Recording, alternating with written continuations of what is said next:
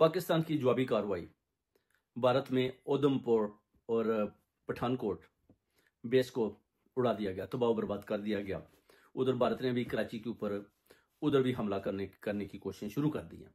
अब सिर्फ और सिर्फ अब देखें, हाल यही है कि एक तो इमरान खान साहब को जल्दी से मैं कहता हूँ कि रिलीज किया जाए। ये पूरी ओवरसीज कम्युनिटी की भी आवाज़ है, क्योंकि वो एक लीडर हैं और उनकी जान को भी अडयाला जेल के अंदर खतरा हो सकता है।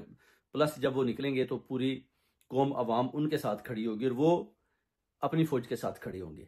तो फिर जो है ना, इंशाल्लाह मिलकर ये जंग जीतेंगे, क्योंकि हम चाहते हैं कि हमारी जो फौज है उसका मुकम्मल तौर पर साथ दिया जाए और फौजी जितने भी शहीद हो रहे हैं उनके शाना बशाना हमें भी खड़ा होना पड़ेगा और मिलकर इस जंग को इनसे जीतना है।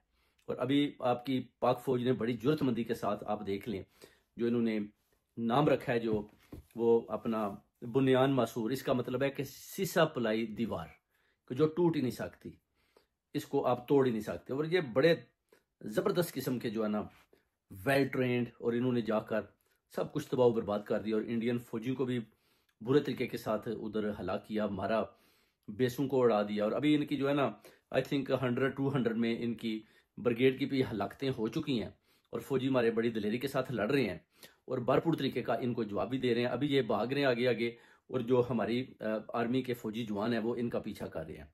उधर जो अपना राकटू से भी हमले हो रहे हैं, उन्होंने भी जो हमले किए हैं, उसके बाद जो उन्होंने ड्रोन भेजे थे वो भेज रहे हैं इस्लामाबाद में, कराची में, हर तरफ, लाहौर में। अभी दोबारा इन्होंने ड्रोनों का सिलसिला जारी किया है। प्लस जो जहाज हैं वो भी हवाओं में उड़ रहे हैं। अब देखें कि क्या होने वाला है, बहुत बड़ा होने वाला है। अभी जो जंग का सिलसिला है, जो अवाम जिसका इंतजार कर रही थी कि ठीक है जी हम लड़ने को तैयार हैं, आज वो मरला आ गया। और इंशाल्लाह ताला उम्मीद करते हैं कि कल खान साहब को भी अगर पेरोल पर छोड़ देते हैं तो फिर हम और ज़्यादा मजबूती के साथ सारे मिलकर अपनी फौज का दफा करेंगे, साथ खड़े होंगे शाना बशाना और जंग में भी पूरा हिस्सा लेंगे। बहुत बहुत शुक्रिया।